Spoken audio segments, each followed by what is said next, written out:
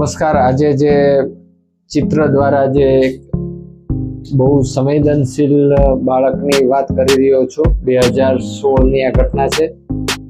જ્યારે હું મારા ક્લાસમાં હતો ત્યારે નાના એવા બાળક એટલે કે 5 વર્ષ ઉપરનું બાળક જનરલી અમે એને ગમતું ચિત્ર કરાવતા હોઈએ છીએ।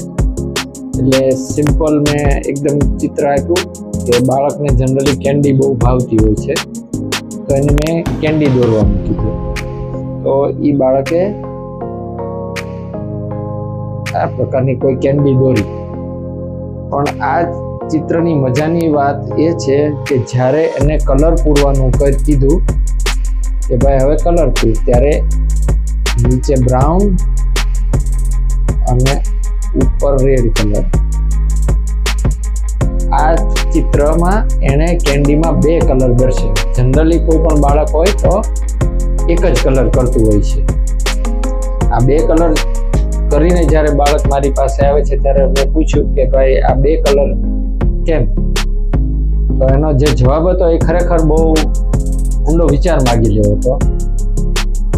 એણે એમ કીધું કે નીચેની કેન્ડી છે બ્રાઉન કલરની ચોકલેટ કેન્ડી છે, એ મારા મમ્મીના ટેસ્ટની છે, અને ઉપરની જે રેડ છે સ્ટ્રોબેરી એ મારા પસંદગીની છે।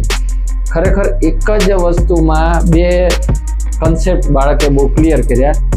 અને આ જે નીચેનો ભાગ બ્રાઉન કલર મમ્મીના ટેસ્ટનું છે ને, એ હાર્ડ પોર્શન છે આ ચિત્રનું મારી દ્રષ્ટિએ। આ રીતે જો આ બાળક મોટું થઈને નાની નાની બાબતમાં મમ્મીના ટેસ્ટનો ખ્યાલ રાખે તો મધર્સ ડેની સાચા અર્થમાં ઉજવણી થઈ શકે। Thank you very much.